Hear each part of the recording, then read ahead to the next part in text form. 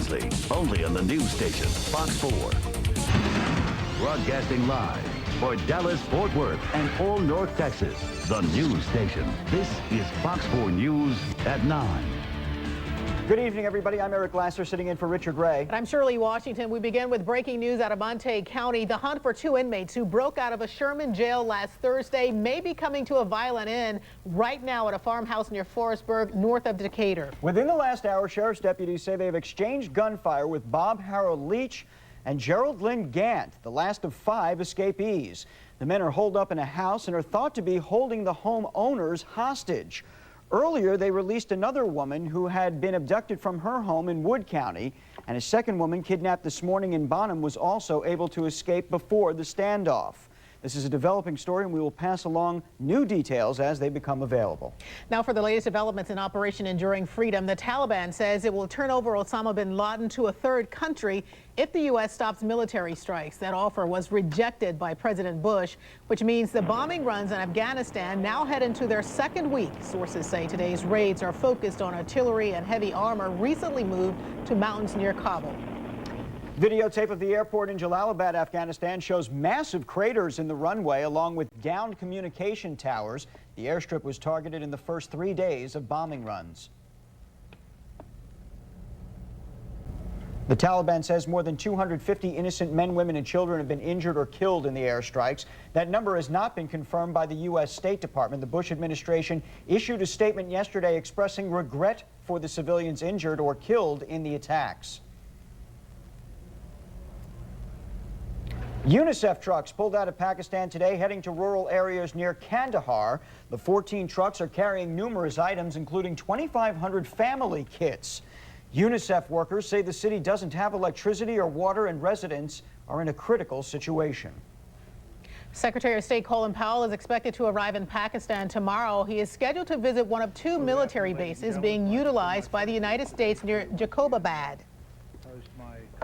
Israel says one of its sharpshooters killed a regional leader of the militant Islamic group Hamas this morning. Government leaders say the man planned several terrorist attacks on Israeli citizens, including that June bombing of a Tel Aviv disco that killed 22 people. From pulpits to public schools, volunteers on the front lines are telling stories of where they were September 11th. 2 special guests visited First Baptist Church in Irving, where a memorial service was held in honor of the victims.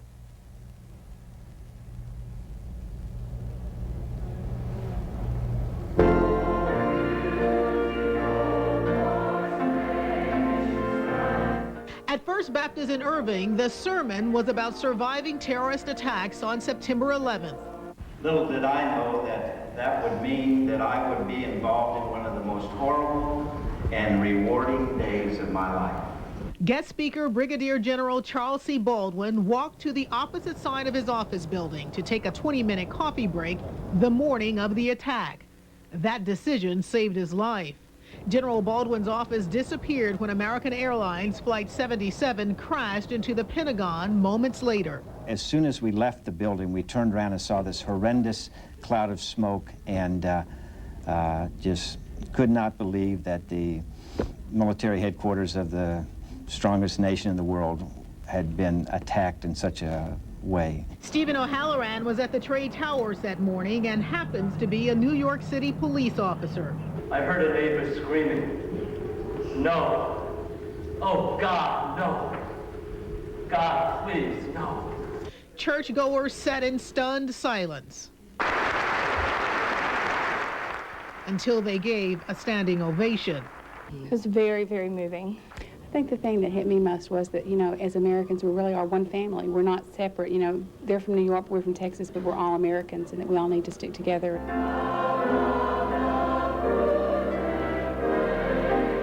From piousness to patriotism, a brigadier general to civil servant, the message of tragedy to triumph will be heard for days and weeks to come.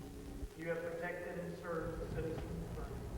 Officials at First Baptist were among the first to organize Texas chaplains to head to New York shortly after the tragedy.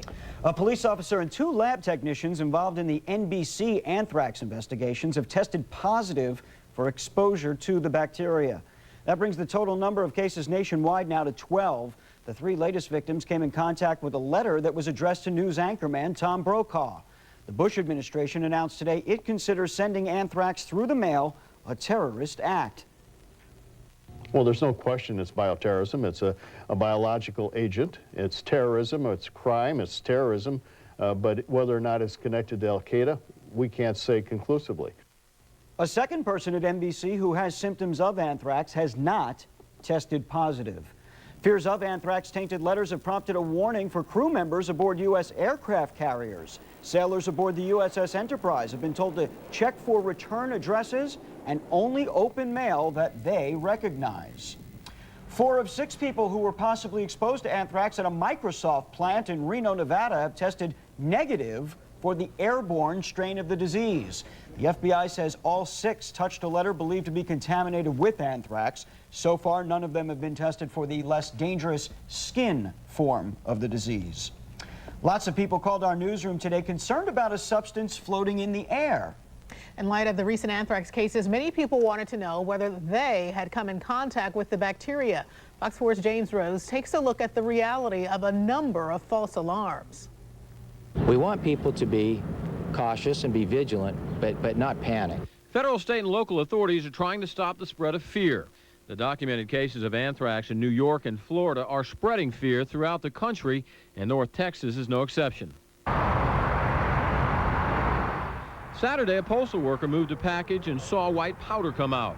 Hazardous material officials arrived only to discover it was talcum powder. Flight from Chicago to San Jose, California had to be decontaminated. Several commercial aircraft have been diverted because of suspicious substances found on board. In one incident, it was coffee creamer. The other, confetti. Fox 4 News, this is Barbara. Can you hold on, please? Fox 4 News, thanks for holding. What can I do for you? Sunday morning, the Fox 4 phone lines were going strong as North Texans awoke to see a strange material floating down from the sky. But there were reports that they were being dropped out of planes and everything else, and you know, we looked into that. There was we contacted FAA actually and to see if there was any reports of suspicious planes flying around the area, and they didn't have any, and it appears it's just spider webs. Don Borelli is the Weapons of Mass Destruction Coordinator for the Dallas office of the FBI. And it's really gone beyond caution, and it's moved into panic. We just don't have packages floating around our mail with anthrax. We tested numerous packages, numerous letters, taken a lot of them to the lab. Everybody's experiencing some heightened anxiety and not knowing what's going to happen next. UT Southwestern medical psychologist Dr. Timothy Wolf says people need to be rational in dealing with suspicious packages, people, or actions. If there's some event going on or something that looks suspicious, take an extra look at it, get some verification maybe from somebody else, something that they also agree that something's going on, and then once there's verification, then do things like maybe notify, but not to jump to a conclusion too quickly. In Dallas, James Rose, Fox 4 News. From the Forewarned Forecast Center, Fox 4 Weather. What a fantastic day across North Texas. Afternoon highs managed to climb up into the upper 70s, which is pretty close to normal for this time of year. The normal high is 79. However, this morning it was a little bit chilly. We dropped down to 47. The normal low is about 56. Another cold front on the way. We'll talk more about this and tell you what that means for our weather coming up in just a few minutes. Well, folks in Wise County took advantage of today's nice weather. They continued their arduous task of cleaning up after Friday night's tornadoes. Fox 4's Fil Alvarado has the latest on the effort. Anyone, it seems, in Wise County with a chainsaw or a tractor is out helping clean up the debris, and there is much to do. Leah Lewis looks into her kitchen. It has no roof. Other rooms have vanished, splintered by the tornado.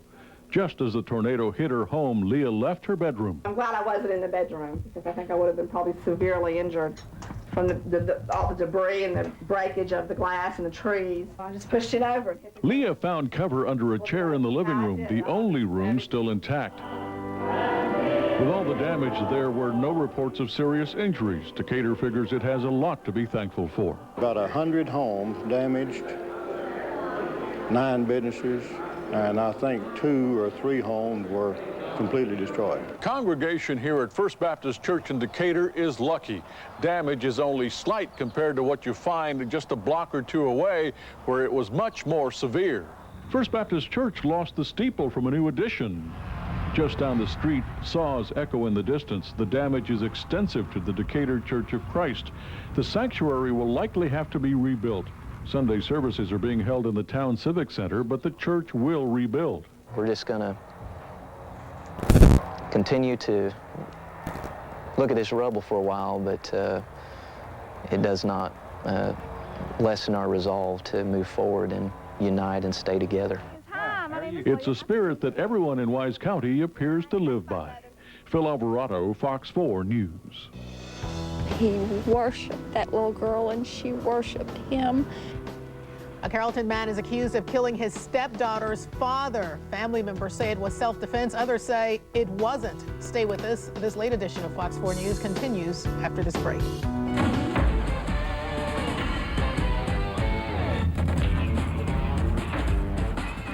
I'm Mike Doocy, inviting you to stay with us for Sports Sunday. Coming up in about 15 minutes, right after Fox 4 News, some great ball games in the NFL and major stories, including an injury to one of the league's top players. That's ahead tonight. Plus, Cowboys-Redskins from a couple of different angles. Ryan Leaf, why not? I mean, why not? I like Anthony Wright. Two winless teams preparing to meet. We'll talk quarterbacks and more. Also tonight, we fill you in on a special tribute to Tom Landry, planned for tomorrow night at Texas Stadium. That, plus a trip to Lubbock. People that don't like West Texas, this is the greatest place in the world here. The General already in mid-season form on Sports Sunday tonight, right after the news. Monday on Good Day. More developments as America strikes back. Plus, one-on-one with director Quentin Tarantino. Live and local. 5 to 9 here on Fox 4.